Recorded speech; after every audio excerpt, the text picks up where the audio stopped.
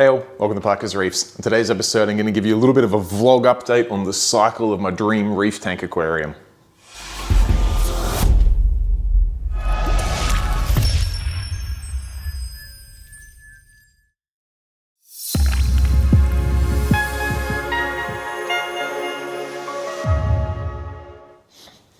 All right, thanks all for joining me, and thanks for taking a bit of an interest in the progress of my Dream Reef Tank build, because there's been quite a few little sort of invisible developments with this tank over the last couple of weeks, and some keen-eyed viewers on some of my latest videos and also like live streams that I did with Coral View may have noticed that I do have a little fish in there, a little friend of mine, well, sorry, not a little friend of mine, a friend of mine's little clownfish. He's in the tank, and that's basically because this cycle has finished. The cycle actually happened very, very quickly on this tank, and I'm going to put the bulk of that down to bringing across some pre-seeded media, running the amount of bacterial supplements that I did, run the Reef Revolution Pro Cycle in combination with the Aquaforest Life Source, or Life Biofill, sorry, seemed to just bring all the bacteria into this tank and just make it happen very quickly, because in the space of realistically about 2.5 weeks, I was able to see the ammonia come up and come down, the nitrate come up and come down, then nitrate set in, and it was good to go. Now, that's all good and well.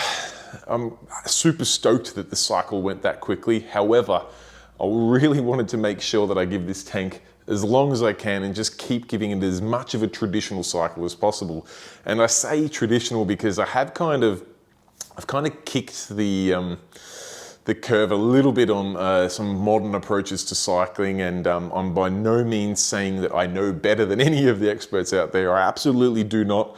I just have a process that I'm following, and it's worked for me before, and I want to use that again on this tank. And basically, I know a lot of the style at the moment is for people to run lights off during their cycle, for people to run lower salinity, to run cooler temperatures to help populate these bacteria quicker. Where I differ from that is I run my tank at the temperature it's going to run, and my thought process, like I said, I don't know if it's right or not, but it's my thought process, and that's all we can go off, is that the bacteria may colonize or multiply slower at that 24.5 to 25 degree temperature than it does, say, at 22 or 23. But it's growing the bacteria that's going to survive when I do then raise the temperature up to where I want it in the tank. So there could be some more science or things to that suggest that that's not the case. But like I said, I've never cycled a tank at a lower temperature before. I've never had a problem before. So my tank's sitting at 24.5 to 25 degrees Celsius at the moment. The salinity is almost exactly the same. I'm running this at 0.25, 0.26, 35 parts per thousand, depending on which way you sort of read the scale there.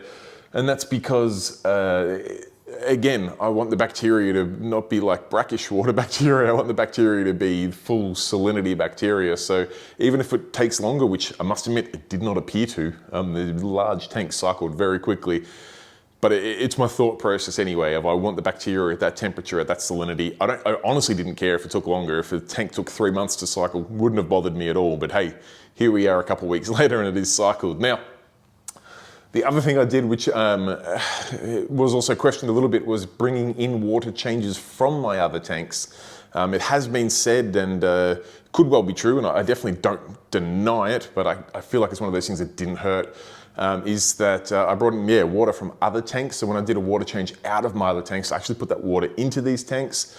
Now the popular thought process there is that there's very, very minimal bacteria in the water column itself. It's pretty much all on the surfaces, so doing that would have negligible effect. I cannot confirm nor deny that. That's just, again, the process I did. I had other tanks running with the fish that are eventually going to end up in this system, producing bacteria, producing waste, which is being consumed by the bacteria. So I figure if I can bring that bacteria in here before the fish get in here, happy days. Now, like I said, this cycle all went through very quickly. I was keeping track of the ammonia and nitrite, not so much the nitrate, because that's kind of irrelevant to the cycle.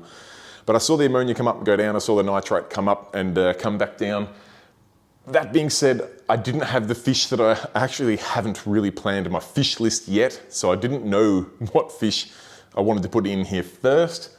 But I didn't want to just go, okay, great, the tank's cycled. I'll just let it sit there doing nothing for the next 4 weeks while I work out what fish I want to put in here. I actually wanted to keep, not so much the cycle going, but just keep the bio load up, just keep fueling that bacteria, just keep the life in there. So my friend got me to look after a couple of his clownfish, and unfortunately within a couple of days, the big female, which was the designer clownfish, jumped out of my holding tank, which made me feel absolutely terrible, leaving the poor male, well, I guess widowed. So he was in one of my holding tanks looking pretty lonely, so I figured the poor guy, he was already lonely, I may as well give him a holiday in this beautiful Dream Reef tank. And the little guy's been doing good. He's laying pretty low under that the weir overflow there at the moment, but he comes out and feeds. I've been giving him heaps of food again just to keep the bio load in this tank, just keep building it. Now we've got some bacteria in there. I just want to keep fueling it and giving it something to work with so that when we do get into adding some slightly higher bio load fish, the system's got a little bit of hope of coping with it. Now, there's one other thing that I'm doing with this tank. I did touch on before, and I'll just open up the tank here. I'm now running the lights at full strength. Now, full disclosure, and I'll just close them again because you probably can't see me with those in the background. I did have the lights running at 5% throughout the cycle just because I didn't want to fuel a crazy algae outbreak. And I was chatting to Dave from my local fish shop and said, cycle's finished, but I'll probably keep the lights down because I don't want to fuel an algae outbreak. I'll leave the lights down until I get some coral in there. And Dave had a really good point. He goes, so you don't want to put the lights up because it's going to create like an algae outbreak. And you want to wait until you put coral in the tank to fuel this algae outbreak? Wouldn't you rather put the lights up now, get the ugliness out of the way, clean it all up, and then get your corals in? And I guess it was one of those light bulb moments or penny drop moments where it made absolute sense to me. So I've now got my Philips coral cares on a full lighting cycle. They come on from 9 a.m. basically to 9 p.m. Got them running at 100% power. I do have the Orphex kicking in the second half of the day just to give some more blue light in there. I do, as you can see, I have them up quite high.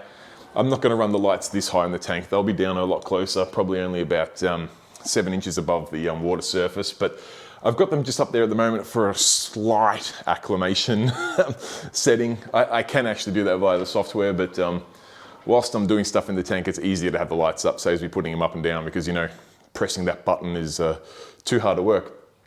But essentially, yeah, they're the parts where I'm kicking the curve a little bit on the modern cycle, I guess, where I've got lights on, I've got water changes from my other tanks coming in here.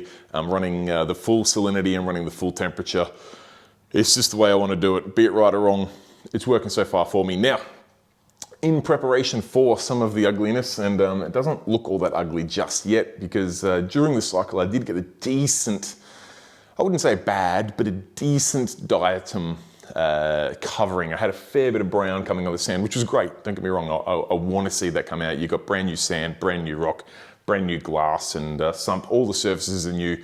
Should get some good diatoms there. And fortunately, been having the ability to volunteer at my local fish shop on the weekends for the good part of this year.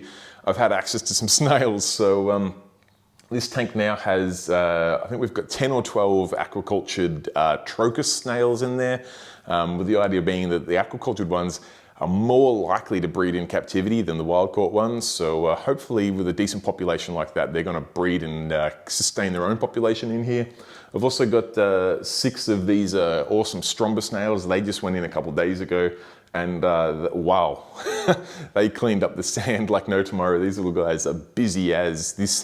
This sand bed was, I don't want to say it was brown, but it definitely had a dusting over it. It was looking, as soon as I turned these lights up, we really started to get that diatom coming out. And 6 of these Strombus, the guys just don't stop working. They've cleaned that up very, very quickly.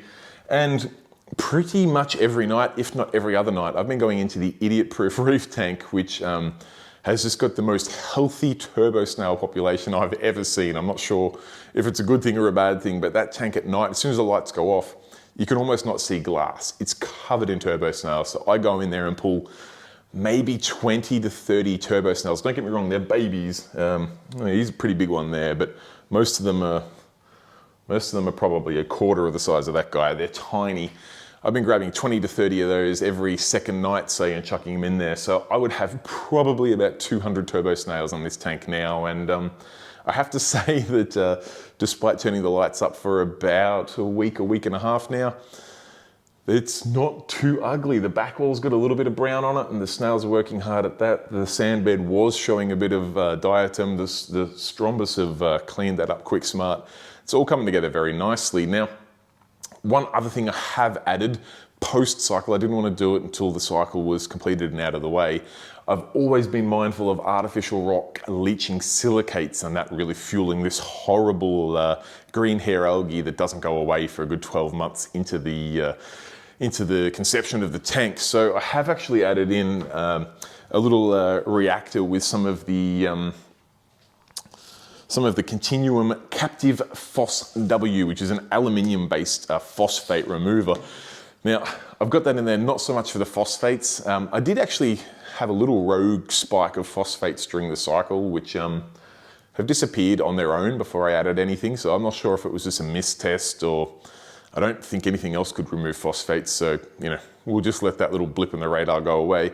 But more so because particularly the aluminium-based GFO is very, very efficient at removing silicates. So I'm running a pretty large amount of that in the tank now, running through a aquaforest reactor with the hope that it will remove and to help strip as many of the silicates as possible out of this artificial rock. And realistically, it's going to be hard to say whether that works or not until I really get some bioload in there and the lights have been cranking for a good few months.